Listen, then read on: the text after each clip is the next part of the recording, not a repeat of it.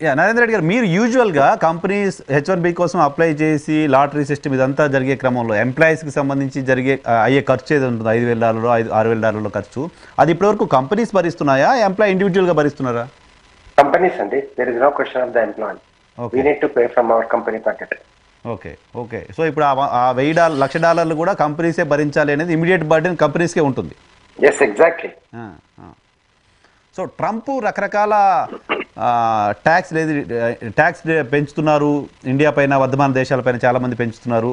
ఇండియాలో ఆటోమొబైల్స్ ఇంకా రకరకాల వాటిపైన పెంచారు, కానీ సాఫ్ట్వేర్ పైన మాత్రం పెంచలేదు. సాఫ్ట్వేర్ ఇండస్ట్రీ జోలికి ఆయన రాలేదు అనేది నిన్నటి దాకా మాట్లాడుకున్నాం.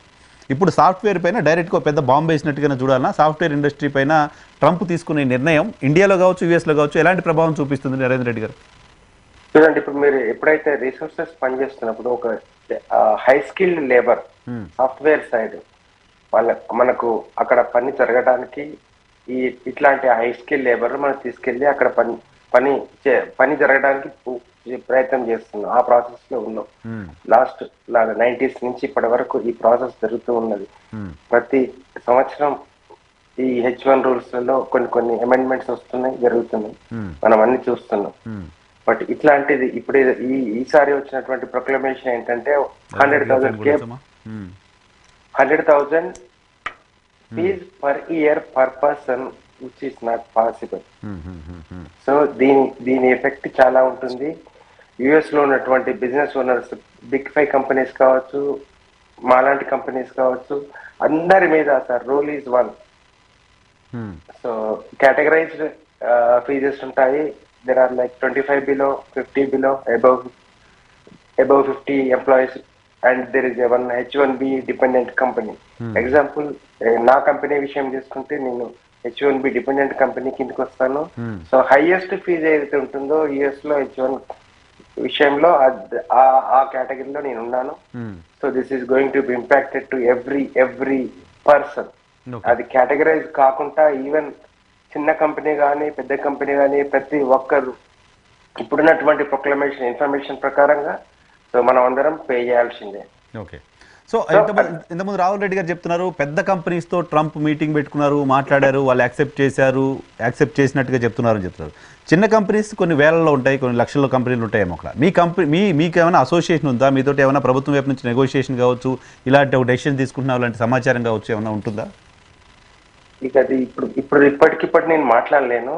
తప్పనిసరిగా మా వకీల్ అటార్నీస్ ద్వారా ఇన్ఫర్మేషన్ తెలుసుకొని దాని ద్వారా కొన్ని డిస్కషన్స్ లో పార్టిసిపేట్ చేయడానికి మేము ప్రయత్నం చేస్తాం. So we have one organization called it as IT sir. So దాని ద్వారా కూడా మేము ప్రయత్నం చేస్తాం, ప్రభుత్వాన్ని రీచ్ అవుతాం, అటార్నీస్ రీచ్ అవుతాం. సో అంటే అమెరికాకు మంచి జరగడానికి దేనికైనా మేము సిద్ధమండి. Okay okay. రాహుల్ రెడ్డి గారు, వైఎన్ఆర్ గారు, ఎట్లా అంటే ఇప్పుడు ఇది పొలిటికల్ గా పోయి మనం అక్కడ పోయి అందరం పోయి ఆయన వేడుకుంటే ట్రంప్ వినేటట్టు లేడండి. ఎందుకంటే ట్రంప్ అతను ఒక బేస్ ఉన్నది, మెగా బేస్ అంటున్నట్టు, వాళ్ళ యాంటీ ఇమిగ్రేషన్ బేస్ అన్నట్టు.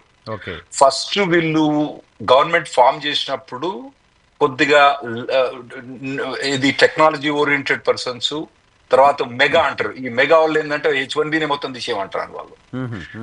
ఈ మెగా ఆర్గనైజేషన్ తర్వాత ఈ టెక్నాలజీలో హై టెక్నాలజీగా ఏంటి అసలు ప్రపంచంలోని నెంబర్ 1 టెక్నాలజీగా ఎవరంటే మొట్టమొదటి పోరు వచ్చేది ఎలాన్ మస్క్ అండి. అతను కూడా ఇతని అడ్వైజర్ ఉండే, వాళ్ళందరూ తీసేసి మెగా ఆర్గనైజేషన్ బాగా ఉన్నదట. ఆ బేస్ ను అపీజ్ చేయడానికి, ఆ బేస్ ను వాళ్ళను సాటిస్ఫై చేయడానికి ఇవన్నీ చేస్తుంది ట్రంప్ అడ్మినిస్ట్రేషన్.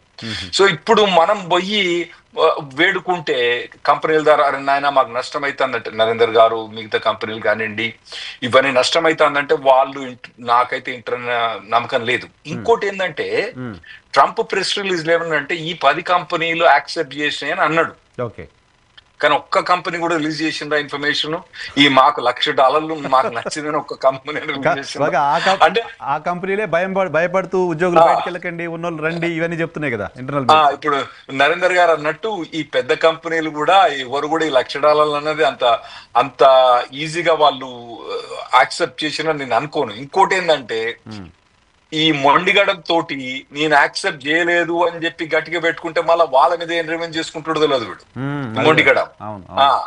సో అందుకోసం అని సపరేట్ కూర్చున్నారు. కానీ ఎవ్వరు కూడా ఒక్కరు కూడా $1,00,000 నేను సంతోషంగా పే చేస్తాం అని చెప్పి ఒక కంపెనీ అన్నదా? నరేందర్ గారు చెప్పిండని కాదు కానీ వాళ్ళ మరి ఒక్క కంపెనీ కూడా అన్నదా? అనలేదు. ఇప్పటిదాకా కూడా ఏ స్టేట్మెంట్ రాలేదు.